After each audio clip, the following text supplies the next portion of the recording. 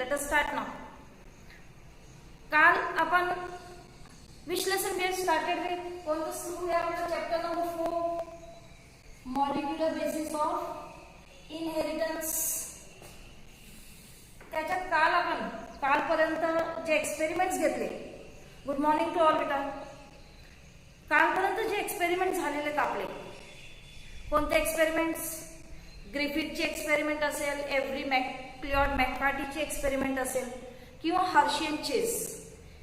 From all this experiments finally it was concluded that DNA is genetic material.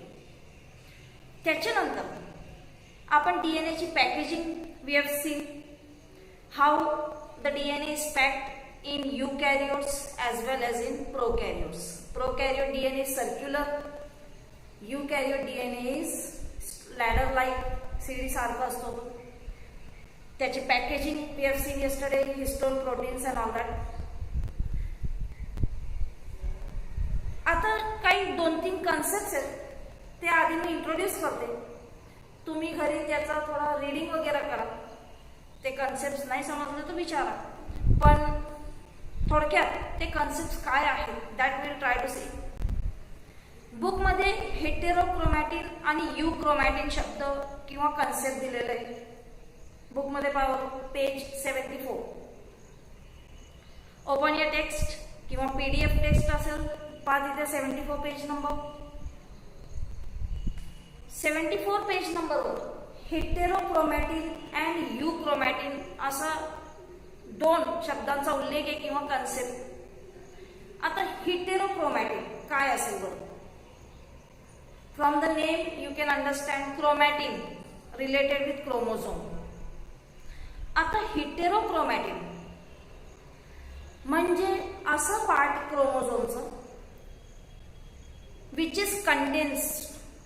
Generally इंटरफेसमध्ये जेव्हा क्रोमोझोमचं observation करण्यात आलं, the condense state मध्ये जो क्रोमोझोमचा पार्ट असेल, सेगमेंट असेल, that part is called heterochromatin. Book मध्ये असा उल्लेख आहे की हा जो पार्ट आहे हेटेरोक्रोमॅटिन हा 2 ते 3 टाइम्स 2 to 3 टाइम्स जास्त DNA कंटेन करतो ऍज कम्पेअर टू यूक्रोमॅटिन किंवा अदर पार्ट. पे अटेन्शन, कारण डिफरन्स बिटवीन आला तर कमीत कमी 4 पॉइंट्स तयार झाले पाहिजे तुमचे हेटेरोक्रोमॅटिन आणि यूक्रोमॅटिनचे. हेटेरोक्रोमॅटिन कंडेन्स स्टेट अंडरलाईन करून घ्या वाटल्यास पेज नंबर 74 वर. क्रोमोझोमचा असा segment which is in condense state आणि त्याचा उलट यूक्रोमॅटिनचं लिहिणार तुम्ही which is not in condense state. Euchromatin that is also segment of chromosome which is not in condense state. तसं डिफरन्स बिटवीन लिहिताना. हेटेरोक्रोमॅटिन जो आहे हा जेनेटिकली इनएक्टिव्ह फॉर्म आहे. It is not active, much active नाही आहे, genetically इनएक्टिव्ह. आणि यूक्रोमॅटिन मध्ये it is genetically very active form. असे डिफरन्सेस तयार करा. त्याच पद्धतीने हा जो आहे नाही, यूक्रोमॅटिन नॉन कंडेन्स आहे बेटा आणि हेटेरोक्रोमॅटिन कंडेन्स हे लक्षात ठेवा. कोण आहे? चेतना ठाकरे. कंडेन्स म्हणजे व्हेरी क्लोजर, जे एकदम क्लोज असतं. जसं आपण काल DNAचं पाहिलं, एकदम जवळजवळ जर स्प्रिंग सारखं आपण जर एखादी स्प्रिंग असेल आणि जर त्याला खूप कॉइलिंग केली मग ते जे कर्ल्स असतात ते जवळ येतात आणि त्या स्टेटला कंडेन्स स्टेट असं म्हटलं जातं. त्याच पद्धतीने हे क्रोमोझोम्स जेव्हा एकदम जवळ असतील DNAचे पार्ट्स तेव्हा तसं जाड थिक कंडेन्स स्टेटमध्ये दिसत असतो. You can say that state is condense state. मग यूक्रोमॅटिन जेनेटिकली ऍक्टिव्ह आहे आणि हेटेरोक्रोमॅटिन जेनेटिकली इनएक्टिव्ह आहे. सिमिलरली आपला जो हेटेरोक्रोमॅटिक शब्द आहे हा ट्रान्सक्रिप्शनली सुद्धा इनएक्टिव्ह आहे. आता ट्रान्सक्रिप्शन तुम्ही विचारणार ट्रान्सक्रिप्शन म्हणजे काय? ट्रान्सक्रिप्शन म्हणजे formation of protein from the message which is brought by mRNA. आपल्याला माहिती आहे DNA पासून mRNA पर्यंत मेसेजेस जातात. मग मेसेजेस जो काही mRNA मध्ये असेल त्याचा वापर करून प्रोटीन तयार होते बॉडीमध्ये. मग हे दोन स्टेप्स असतात. डीएनए पासून mRNA तयार होणे, ट्रान्सलेशन म्हणतात त्याला, आणि mRNA पासून प्रोटीन तयार करणे, दॅट इज कॉल्ड ट्रान्सक्रिप्शन.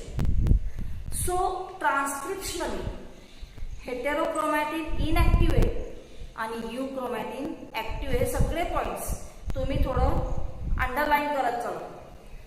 जर स्टेनिंग केली तर हेटेरोक्रोमॅटिन जास्त डार्क स्टेन घेतो आणि युक्रोमॅटिन असेल तर लाईट स्टेन, तो फिक्कट असा दिसून येणार आहे. अंडर स्टेनिंग जेव्हा एखादी स्टेन वापरलं आपण लॅबमध्ये, तुम्ही तर केलंच नाही प्रॅक्टिस, स्टेन्स असतात खास पार्ट्स कलर रंगीत करण्यासाठी. मग ते स्टेन जेव्हा अप्लाय केले जातात तो हेटेरोक्रोमॅटिन डार्क कलरचं होईल आणि युक्रोमॅटिन लाईट कलर. म्हणजे असे कमीत कमी 4-5 पॉइंट्स तुम्ही तयार ठेवायचे, हेटेरोक्रोमॅटिन, युक्रोमॅटिन. त्याच्यानंतर डीएनए रेप्लिकेशन वर्ड किंवा कन्सेप्ट आहे, मोठा कन्सेप्ट आहे, नेहमी विचारला जाणारा क्वेश्चन आहे की व्हॉट इज डीएनए रेप्लिकेशन. आता हा जो डीएनएचं रेप्लिकेशन आहे, how it takes place. Replication म्हणजे काय आहे? रेप्लिका म्हणजे ट्रू कॉपी. एखादी आपण जसं झेरॉक्स तयार करतो की स्वतःची झेरॉक्स कॉपी, स्वतःचं you can say same like it self अशी दुसरी कॉपी तयार करणे, दॅट इज कॉल्ड रेप्लिकेशन. आणि डीएनए मध्ये रेप्लिकेशन होत असतं. DNA can make its own copy like it self. मग तो जो आहे दॅट इज रेप्लिकेशन. एखादी मॉलिक्यूलचं स्वतःसारखं नवीन मॉलिक्यूल तयार करणे, दॅट इज रेप्लिकेशन. जसं मी एक्झाम्पल दिलं झेरॉक्स कॉपीज तयार करणे, that is nothing but you can say replica. जो तयार होईल तो रेप्लिका आहे.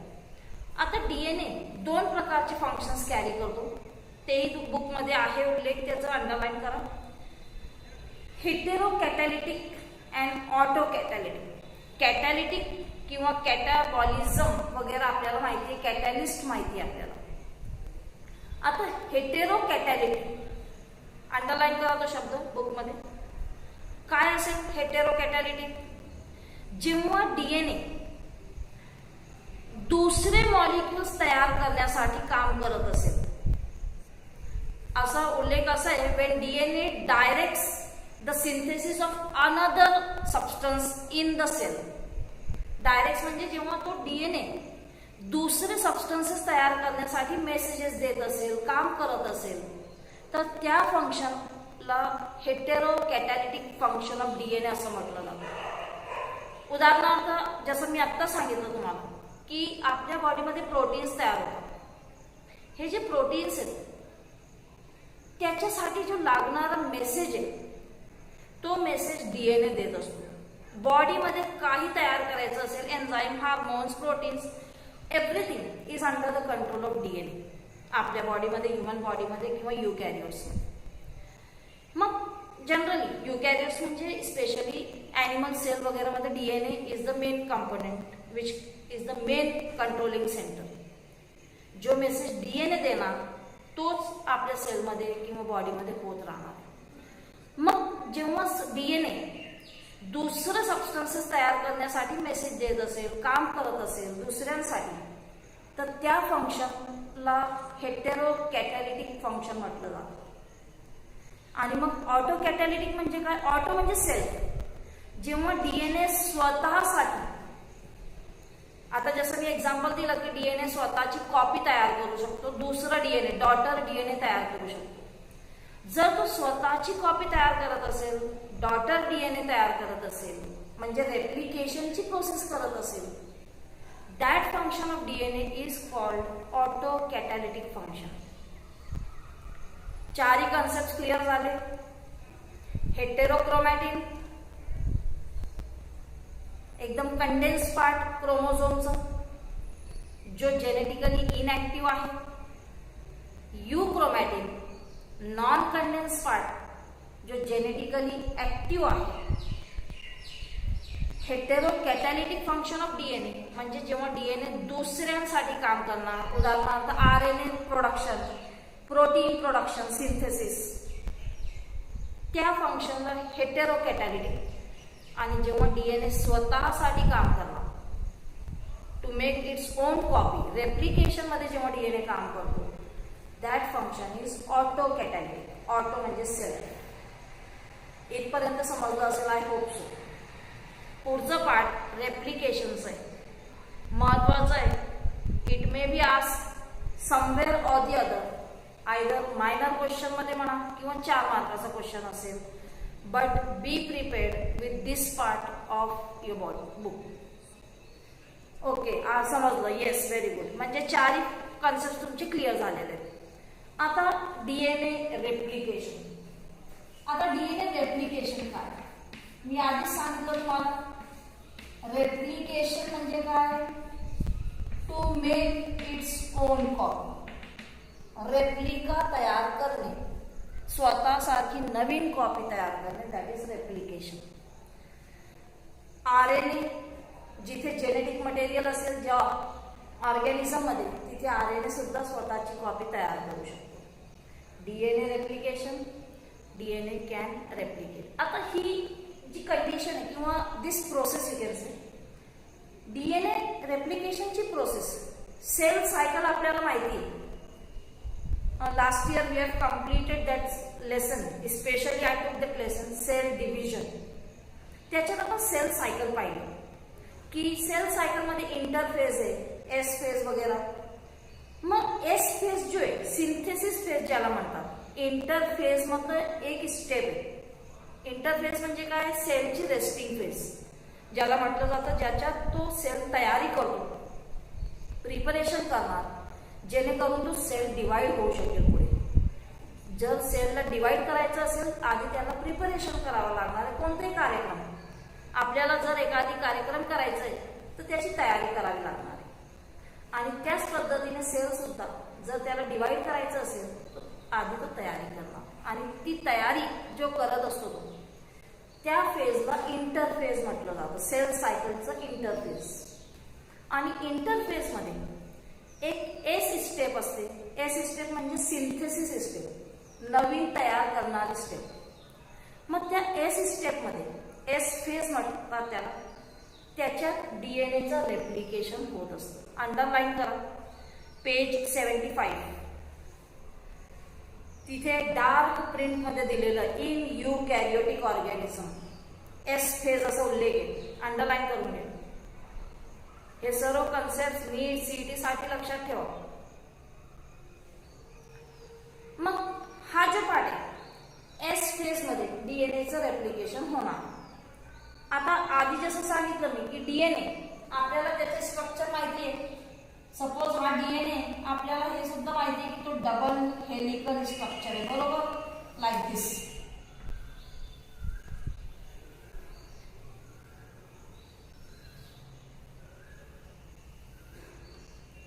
आता हा जो डीएनए स्ट्रँड आहे किंवा हेलिकल स्ट्रक्चर आहे, याच्या 2 स्ट्रँड्स आहेत.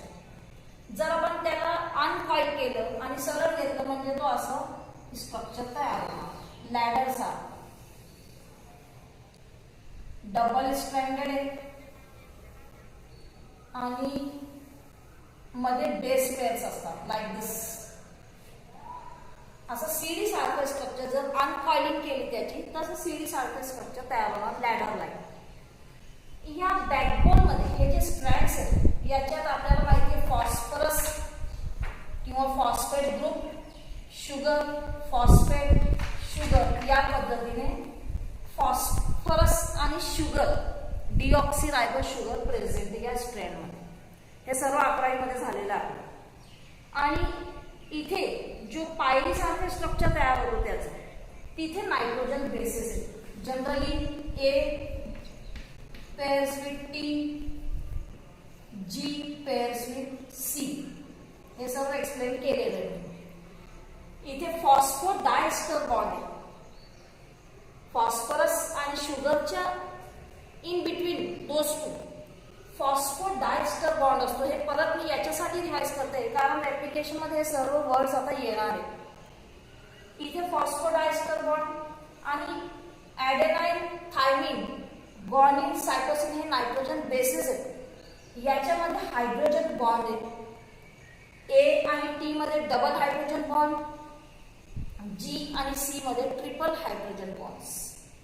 आता हा स्ट्रक्चर जर तुमच्या लक्षात असेल, इफ यू रिमेंबर, तेव्हा तुम्हाला रेप्लिकेशन इझिली समजणार आहे.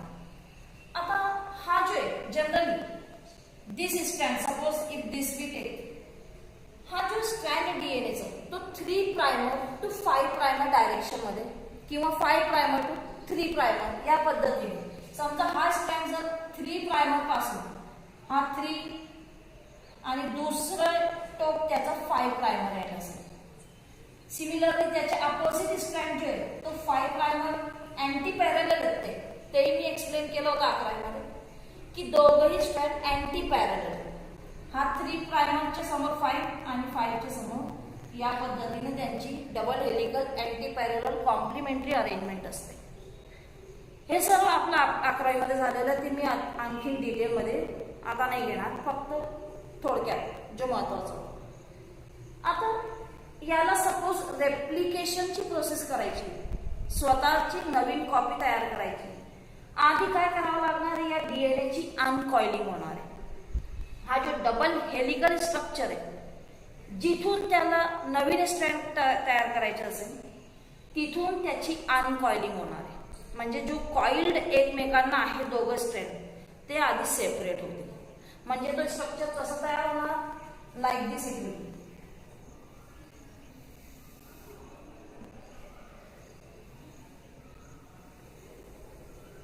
हा असं स्ट्रक्चर, जिथून सपोज तिथून त्याला अनकॉइलिंग करायची, इथून मग तिथून तो सर्वात मेन की हा पार्ट अनकॉइल्ड होऊन सेपरेट अलग होणार.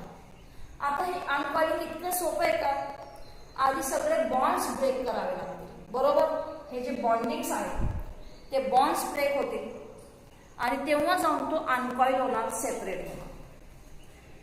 ही जी प्रोसेस आहे कुठे होत असते, वेर इट विल टेक प्लेस. आपल्याला माहिती आहे डीएनए कुठे प्रेझेंट आहे, इन द न्यूक्लियस. आता हे सर्व जो काही प्रोसेस सुरू असणार आहे, आपल्याला माहिती आहे न्यूक्लियस आहे, न्यूक्लियसमध्ये न्यूक्लियोझोम आहे, न्यूक्लियोलस आहे, न्यूक्लियोप्लाझम आहे सर्व. मग हा जो डीएनएचा रेप्लिकेशन आहे तो न्यूक्लियसमध्ये होणार. न्यूक्लियोप्लाझम मध्ये ऑलरेडी, पे अटेन्शन, आता 1 बाय 1 स्टेप नुसार आता घेणार. न्यूक्लियोप्लाझम मध्ये सर्वात मेन पहिली स्टेप जी होणार आहे, ते सर्व वर्ड्स दिलेले तिथे, अँटी पॅरलल, कॉम्प्लिमेंटरी वगैरे जो 11वी मध्ये झालेला आहे. पहिली स्टेप जी आहे ऍक्टिव्हेशन आहे बुकमध्ये, ऍक्टिव्हेशन ऑफ न्यूक्लियोटाइड्स. ही पहिली स्टेप आहे. आधी न्यूक्लियोटाइड म्हणजे काय ते 11वी मध्ये झालेलं आहे. What are nucleotides? एक फॉस्फरस किंवा phosphate group, you can say 1 sugar and 1 nitrogen base, याचा ग्रुप, याला न्यूक्लियोटाइड म्हणतात. They are called as nucleotide. Group of 3 phosphate, sugar, deoxyribose sugar and nitrogen base, that is nucleotide. आणि nucleoside म्हणजे काय तेही explain केलं होतं तेव्हा. Okay, nucleotide. मग आधी न्यूक्लियोटाइड्स ऍक्टिव्हेट होतील इन द न्यूक्लियोप्लाझम. कोणकोणते न्यूक्लियोटाइड्स? थायमिन, सायटोसिन, ग्वानिन आणि ॲडेनाइनचे न्यूक्लियोटाइड्स. बुकमध्ये तसं उल्लेख आहे की एएमपी, ॲडेनाइन मोनोफॉस्फेट. मग दुसरं कोणतं आहे? TMP, thymine monophosphate, guanine monophosphate, cytosine monophosphate. हे सगळे ऍक्टिव्हेट होतील आधी by the process called phosphorylation. एटीपीच्या मदतीने हे ऍक्टिव्हेट होणार आणि ट्रायफॉस्फेट मध्ये कन्वर्ट होतील. बुकमध्ये पहा तिथे एटीपी, टीटीपी, जीटीपी आणि सीटीपी, ट्रायफॉस्फेट मध्ये त्यांचं कन्वर्शन, ऍक्टिव्हेशन म्हणून होणार. The process is called phosphorylation. Underline आहे का तो शब्द?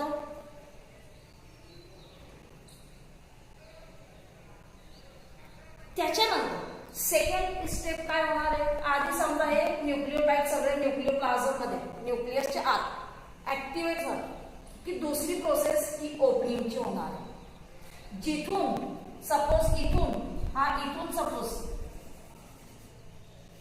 ओपन झालं जर दोघं स्ट्रँड, मग ही जी पॉइंट आहे this is called origin. O point of origin, second point पाहते ते पॉइंट ऑफ ओरिजिन आहे टर्मिनेशन किंवा इनिशिएशन. ही ओरिजिन पॉइंट आहे, सपोज इथून सुरुवात झालेली आहे, ही ओरिजिन किंवा इनिशिएशन सुरुवात ची पॉइंट आहे जिथून सुरुवात होणार आणि जिथे संपणार आहे ती process, that point is called termination point of replication. जिथे संपणार, where it will end, that is termination point. आता जनरली ब्रेकिंगची जी प्रोसेस आहे डीएनए मध्ये, हे सर्व रेप्लिकेशनची जी प्रोसेस होणार आहे, it will take place with the help of enzymes. All enzymes will carry out the function. ब्रेकिंगचं फंक्शन एंडोन्यूक्लियस नावाची एन्झाइम करणार आहे. लिहून घ्या कुठेतरी, नेहमी विचारलं जाणारा प्रश्न. Endonuclease R called molecular scissors. काटने का काम करना, दे कीप कटिंग. जिथे कुठे सेल मध्ये कुठेही काही कटिंगचं काम असेल तर कोणती एन्झाइम काम करते, एंडोन्यूक्लियस. रेस्ट्रिक्शन एंडोन्यूक्लियस असं पूर्ण वर्ड आहे. मग एंडोन्यूक्लियस मध्ये निक तयार होणार, हे जे हायड्रोजन बॉन्ड्स आहेत, these hydrogen bonds will be broken down by helicase enzyme. लिहा बरं कुठेतरी. तिसरं स्टेप तुमच्या बुक मध्ये दिलेलं आहे, अनवाइंडिंग. थर्ड स्टेप अनवाइंडिंग म्हणजे अनकॉइलिंग. जे हे फोल्डिंग्स आहेत एकमेकांनाशी ते सेपरेट होणार, म्हणजे लाईक दिस स्ट्रक्चर तयार होणार. त्याच्यासाठी काय करावं लागणार आहे, हायड्रोजन बॉन्ड ब्रेक होतील आणि ती ब्रेकिंग हायड्रोजन बॉन्डची कोण करतं, कोणाच्या मदतीने होणार आहे, which enzyme, with the help of DNA helicase. Helicase नावाची एन्झाइम, अंडरलाईन. आता समजा हे बॉन्ड्स ब्रेक झाले, ओपन झालं, स्ट्रक्चर कसं दिसतोय मग, इन्व्हर्टेड वाय शेप, चिमट्यासारखं, फोर्क सारखं वाय शेप स्ट्रक्चर दिसणार, बरोबर. आता हा एक्सपोज झालेला आहे. समजा एक्सपोज स्ट्रक्चर मध्ये काय काय असणार, समजा ए तर त्याच्या समोर इथे काय असणार, टी. इथे समजा जी आहे, समोर सी. इथे सी असेल, समोर जी, आणि परत इथे समजा टी आहे. या पद्धतीने हे दोघं स्ट्रँड्स एक्सपोज असणार आहेत, म्हणजे टेम्पलेटचं काम करणार आहेत. टेम्पलेट म्हणजे साचा, मोल्ड ज्याला आपण म्हणतो, की एखादी वस्तू तयार करायची असेल, बाउल हे ते मातीचं, त्याचे साचे किंवा मोल्ड्स असतात ज्याच्यात टाकून पर्टिक्युलर शेप वगैरे दिलं जातं. मग हे काय काम करतं, हा ओपन स्ट्रँड टेम्पलेटचं काम करणार. आता एक स्ट्रँड जे सपोज हा जो आहे, इफ इट इज 3 प्रायमर, मग हा इकडे 5 प्रायमर येणार, त्याच्या समोरचं 3 प्रायमर 5 प्रायमर. या पद्धतीने हे ओपन स्ट्रँड्स तयार होतात. आता आपल्याला माहिती ऑलरेडी ऍक्टिव्हेटेड न्यूक्लियोटाइड्स आहेत तिथे. ते जे ऍक्टिव्हेटेड न्यूक्लियोटाइड्स आहेत आरएनए प्रायमरच्या मदतीने ते इथपर्यंत येतील आणि जॉईन होतील. आता एक जो आहे तो कोणाला शोधणार आहे, त्याच्या जोडीदारावर. त्याचा जोडीदार कोण आहे, टी, म्हणजे थायमिन ट्रायफॉस्फेट्स. हे मोनोफॉस्फेट्स, ट्रायफॉस्फेट जो न्यूक्लियोटाइड आहे तो इथपर्यंत येणार आणि मग तो जॉईन होणार याला. ही जी प्रोसेस आहे आरएनए प्रायमरच्या मदतीने होत असते. when you turn your page 76 page नंबरवर दिलेले. आता हे अनकॉइल झालेलं आहे, ओपन झालेलं आहे, परत ते कॉइल होणार नाही जोपर्यंत प्रोसेस होत नाही. आणि ही परत कॉइलिंग अवॉइड करण्यासाठी एक प्रोटीन काम करत असते. ती प्रोटीन म्हणजे SSBP, पेज 75 वर last paragraph in second column पहा तिथे डायग्रामच्या वर अंडरलाईन करा. कोणती प्रोटीन काम करणार आहे जेणेकरून हे स्ट्रँड वापस जुळणार नाही. SSBP प्रोटीनमुळे हे स्ट्रँड्स परत अशी कॉईल होणार नाही, ती अवॉइड करत राहणार आहे जोपर्यंत प्रोसेस होत नाही. मग हा रेप्लिकेटिंग फॉर्म मी आधी सांगितलं की हे सगळे ऍक्टिव्हेटेड न्यूक्लिओटाइड्स इथपर्यंत येतील RNA प्रायमरच्या मदतीने आणि मग ते जोडतील इथे. बरोबर adenine will pair with thymine nucleotide, guanine will pair with cytosine nucleotide with the help of enzymes. DNA ligase नावाची जी एन्झाईम आहे ती जोडण्याचं काम करत असते. Endonuclease cutting, helicase breaking of hydrogen bonds, DNA ligase आणि पॉलिमरेज. एक आणखी मला वाटतं आहे उल्लेख की पॉलिमरेजमुळे नवीन स्ट्रँड तयार होणार. असे हे 3-4 एन्झाईमचे नाव लक्षात ठेवा. लायगेजमुळे काय होणार, जुळणारे कोणते पण. पॉलिमरेजमुळे नवीन स्ट्रँड तयार होत जाणार. आता समजा हा स्ट्रँड, एक मिनिट खूप हवा आहे.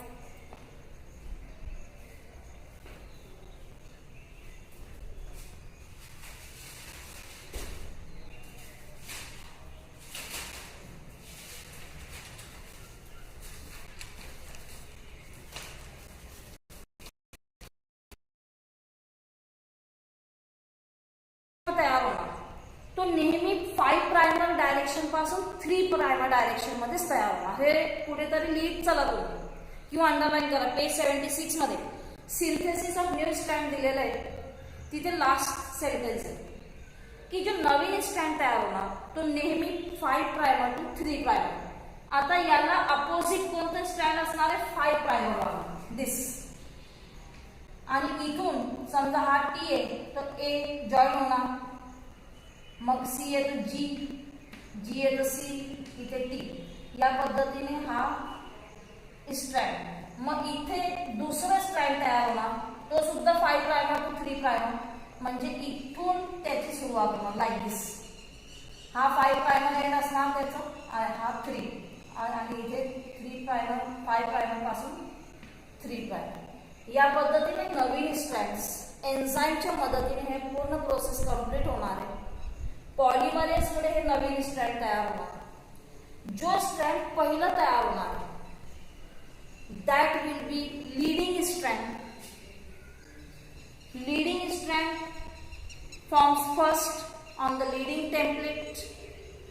आणि लॅगिंग स्ट्रँड जो आहे, लॅगिंग म्हणजे नंतर तयार होणार, तो तुकड्यांमध्ये तयार होतो इन फॉर्म ऑफ फ्रॅगमेंट्स. असे तुकडे तयार होतात, नंतर ते तुकडे जोडले जातात ligase. Such fragments which are form are called Okazaki fragments. इथपर्यंत. नंतर ओकाझाकी फ्रॅगमेंट्स तयार झाले, नंतर जोडले लायगेजने की मग काय होणार, इथून हा पूर्ण कापला जाणार आणि मग असे 2 स्ट्रँड्स इकडे आणि 2 स्ट्रँड्स इकडे. हा ओल्ड स्ट्रँड आहे, हा न्यू स्ट्रँड. इथे पण ओल्ड आणि न्यू.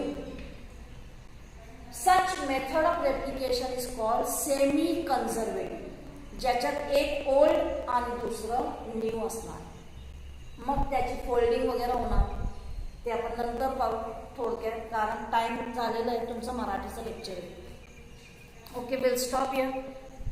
नंतर बघू आपण पुढचा पार्ट.